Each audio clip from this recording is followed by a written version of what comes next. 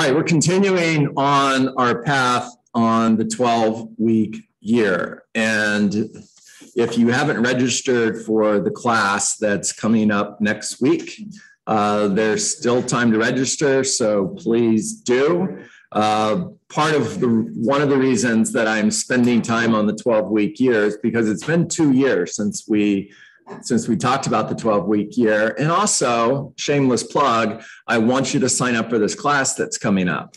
All right, today I'm going to be on pages 12 to 17. So if you have the book, follow along at home. I'll tell you where I am, what to highlight, and also read you the notes that I wrote as I was preparing for today's conversation. I'm going to start in the middle of page 12, and Brian and Michael start out by sharing, when you focus on changing your actions, you experience incremental improvements. Okay, so that's a good thing, right? Change my actions, I'm going to make improvements. However, when your thinking shifts, everything changes. And what he's saying is, don't just focus on changing your actions. Your thinking that happens before those actions, that's where you want to begin to change. When your thinking changes, everything changes. Your actions naturally realign with your new thought patterns. This is how breakthroughs are created. Breakthrough results don't start with your actions. They are first created in your thinking. Please write that down. Herein lies the power of the 12-week year. It shifts your mindset, thereby creating opportunities for breakthroughs.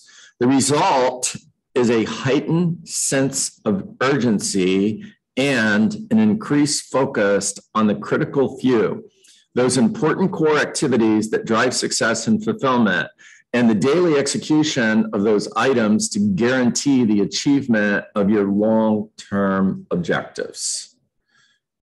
So here's a note, write it down. What is the one thing I can do such that by doing it, everything else becomes easier or unnecessary? Focus question from Gary Keller's The One Thing. What is the one thing that I can do such that by doing it, everything else becomes easier or unnecessary? Brian and Michael want you to focus on the critical few. I'm actually asking you to focus on the critical one. What is the one thing? All right, 12 weeks equals a year. So we're going to change the way we look at things. Things we look at change. The year is no longer 52 weeks. It is now 12 weeks long. And by now you can see the pitfalls associated with annualized thinking. Thinking the way we all have our entire life. The year is 12 months long. It's 52 weeks long. That's annualized thinking. Let's redefine a year. A year is no longer 12 months. It is now only 12 weeks. Bottom of the page. The excitement, energy, and focus. Excitement, energy, and focus. 3 very important words. Excitement, energy, and focus that happen every December. Think about that. Now happen continuously. So rather than having an experience where you're planning for the year one time a year, you're actually planning for each 12-week period 4 times a year. It's happening more often. The year-end push to hit your goals now happens not once every 12 months, but all of the time. All right, skipping down to the middle of the page, second paragraph. The 12-week year creates a new end-game date for you to assess your success or lack thereof. The great thing about having a 12-week year is that the deadline is always near enough that you never lose sight of it. The deadline is always near enough that you never lose sight of it. So important. One of the reasons we don't achieve our goals is because we're either too optimistic, thinking, I've got time, I've got time, I've got time. If I didn't hit my goals first month, no big deal. I've got 11 more months to go. I'll make it up. I've got time. One of the other reasons we don't hit our goals is because we get discouraged because we get 9 months into the year, 10 months into the year, and we're so far off track that hitting our goal no longer seems to be realistic, and we, in essence, give up. The 12-week year also forces you to confront your lack of execution. After all, how many bad weeks can you have in a 12-week year and still have a great year? Good question. How many bad weeks can you have in a 12-week year and still have a great year? Well, if you use the 80-20 formula and you say that 80% of your results flow from 20% of your activities, you could also break that down to time and say that 80% of your results flow from 20% of your time, and 20% of 12 weeks is 2.5 weeks.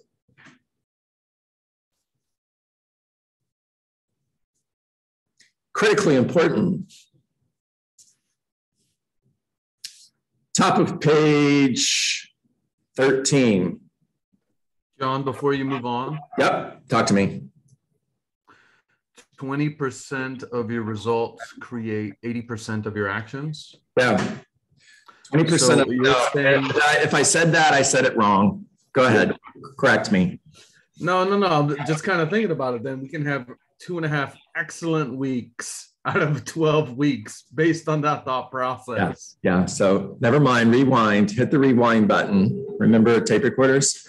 Hit the rewind button. Erase. 20% of the activities create 80% of the results. 80% of the results come from 20% of the time. Now, I'm going to talk to you about that in just a second, and I'm going to use one of my favorite topics, football, to drive this home. The 12-week year also forces you to confront your lack of execution. After all, I already said that. Since you can't afford to have more than 1 or 2 bad weeks, every day of the week automatically becomes more important. All right, here it is. Even though there are 2 15-minute quarters in the first half of a football game and 2 15-minute quarters in the second half of an NFL football game, most of the scoring takes place in the last 2 minutes of the first half and second half of the game. It's a fact. Most of the time, not all of the time, but most of the time, most of the scoring happens in the last 2 minutes of the first half and the last 2 minutes of the second half. The offense plays with more urgency. You guys getting this? The offense plays with more urgency, and they know they cannot afford to have any bad plays. How many bad days can you have if your year is 12 weeks long? Not many. How many bad plays can I afford to have if I've only got 2 minutes left in the half in order to achieve my goal, which is to score a touchdown? Not many, maybe not one. I'm playing with more urgency, and I can't afford to have bad plays. Now, here's the thing that's actually really interesting about this. The defense actually helps the other team by playing prevent defense. The focus is don't let the other team score. For 56 minutes, the focus of the defense is get a turnover, get the ball back, play with urgency, play to win. And then in the last 2 minutes of the first half and the last 2 minutes of the game, the defense loses that urgency and plays not to lose. What would our business look like if we always played like we were on the offense in a 2-minute drill? I'll use different words for all of you that are like, what's a 2-minute drill? What would our business, bless you, what would our business look like if we worked like, played like we were on offense in our business in the last 2 minutes of the half? The 12-week year mirrors your focus to the week and more to the point, the day, which is where execution occurs. You no longer have the luxury of putting off the critical activities, imagining that there is plenty of time left in the year. Effective execution does not happen monthly, quarterly, or semi-annually. It happens daily. Ultimately, moment by moment, the 12-week year brings that reality front and center. Page 16, top of the page. Just like you do at the end of a calendar year, every 12 weeks, you take a break, celebrate, and reload. Just like you do at the end of the year, at the end of every 12 weeks, you take a break, celebrate, and reload. Now, it might be a 3-day weekend or maybe a week-long vacation. The important thing is that you take time out to reflect, regroup, and re-energize. Now, yesterday we talked about turning our annual goals into 12-week goals. And I started the conversation with, if my goal was to sell 36 properties, I'm going to close 36 units. I'm going to take 24 seller listings and I'm going to go on 48 seller appointments. All right, those are my goals, 36, 24, 48. Now, in order to close 36 units in a year, I'm going to close 9 in 12 weeks. You guys check me, right? If I make a mistake, please let me know. In order to take 24 seller listings in a year, I'm going to take 6 in 12 weeks. And in order to go on 48 listing appointments in a year, I'm going to go on 12 every 12 weeks. Now, here's how I would look at this. I have standards and I have goals. And at the end of 12 weeks, if I've taken 9, if I've closed 12 units, I have 6 new listings, I've gone on 12 appointments, I'm taking a week off. By the way, by doing that, now I have 11 weeks, not 12 weeks in order to hit my goals, right? Cool. That's the reward for hitting your goal. You take a week off each quarter. Take a week off each quarter. You're going to take 4 weeks off a year. You're going to work 48 weeks a year. You guys got it? Yeah. Now, if I'm short of hitting that goal, then I'm going to take a 3-day weekend. I'm still going to reload. I'm still going to take a time off to evaluate how I did. But rather than taking a week off, I'm taking a 3-day weekend. So when you don't hit your goals, you've got a 3-day weekend in order to reevaluate, take time off, re-energize, and adjust. Teams that win the game are typically the teams that make the best adjustments during the game. Your business is no different. When you're off track, you adjust in order to get back on track.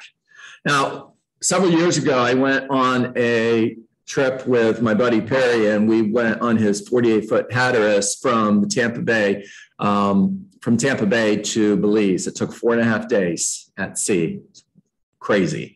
And what was really interesting to me is being on the deck, looking at the autopilot and watching as it was making corrections.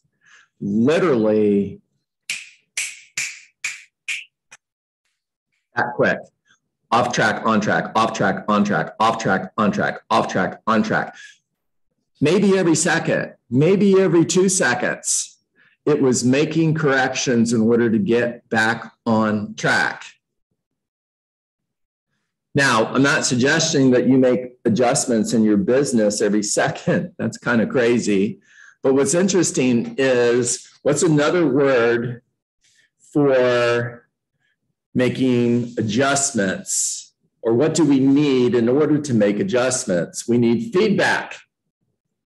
If you've ever worked with a coach and you played competitive sports, the coach is watching you and giving you feedback. Change your grip, change your stance, move your stance a little bit this way, do things a little bit more this way. They see your blind spots, they see what you don't see, and they're giving you feedback. And one of the reasons so many people aren't in coaching, who don't want to be in coaching, to make these adjustments every day or every week or once every 12 weeks, is because it feels like rejection to them. They don't like the feedback. Nick, my office is close to where you make your lead generation calls, right? Yes. And I occasionally give you feedback, correct? Yes. And I don't usually ask if you want my feedback. I just offer it to you, don't I? Yes. Yeah. And be honest with me, sometimes feedback doesn't feel good. Mm-hmm. Right? Now imagine, rather than being on a boat from Tampa Bay to Belize, you're on a 747. Do they still have 747s? Okay. You're on a 747 jet. You're flying from Miami to Los Angeles, and off track, on track, off track, on track, off track, on track. In other words, that plane is getting feedback and it's making adjustments. Now, what if the plane said, oh my gosh, I can't take this anymore, I'm just going to give up and crash? No, that'd be bad. That would be a bad thing, right? Thank God the airplane doesn't have emotions, and it can't feel rejected because of the feedback that it's getting. Because pretty soon it would be like, stop, screw this, I'm done, I'm crashing. But you do. Just like you do at the end of a calendar year, every 12 weeks, you take a break, celebrate, and reload. It might be a 3-day weekend or a week-long vacation. The important thing is that you take time out to reflect, regroup, and re-energize. Please write that down. Take time to reflect, regroup, and re-energize. My time off plan, I've shared this with you guys before, is even if I work 6 days a week, I'm never working 7 days a week. Never. So it's a standard. I'm taking 1 day off a week. Standard. Now, once every 12 weeks, I'm going to take a 3-day weekend. Standard. Minimum standard. Now, that could be once every 8 weeks. That's fine. I'm going to take a 3-day weekend, but have a standard. And once every 6 months, at least, if not once a quarter, I'm taking a week off. So I'm taking 1 day off a week, at least once every 2 months, I'm having a 3-day weekend. And at least once every 6 months, I'm taking a week off. Now, I would take off more time. I'm giving you those minimum standards. I want all of you to take your goals and rewrite them based on 12 weeks. By the way, it's the middle of May, which means we are 6 weeks away from halftime, which means we're getting ready to go into that third 12-week period of the year. Now, how are you doing? You look at it differently, don't you? You want to look at it even more differently? The last 12-week period of the year does absolutely nothing for your 2022 goals. That's all about 2023. Which means you have the third quarter, so that's 12 weeks, plus you have 6 weeks before we get to the third quarter, which means there's 18 weeks left in 2022. That's it. 18 weeks in order to hit your goals. And doesn't it feel like we were just celebrating New Year's? Doesn't it feel like we were just beginning a brand new year and you have 18 weeks left? Are you feeling a little bit more urgency? Good. That was the goal. All right, give me your ahas, questions. Good morning, Shirley. I'm responding to the chat. For me, that but I came that time is fleeting, and don't keep putting off what you can do today for tomorrow. Right? Yeah. Yeah. And all you can do is all you can do, and all you can do is enough when you can do all you could do. So at the end of the day, simple question, did I do all I can do? Did I hit my daily standards? It's a yes, no question. By the way, it's simple. It's simple. If your standard is to talk to 10 people a day, and you had 9 conversations, the answer is no, you didn't. You had 9, not 10. You may be thinking, John, what's the big deal? Well, what if that 10th conversation was $1 million listing that you didn't get because you didn't have the conversation? Oh, I'll make it up tomorrow. Really? What if I told you, no, you won't?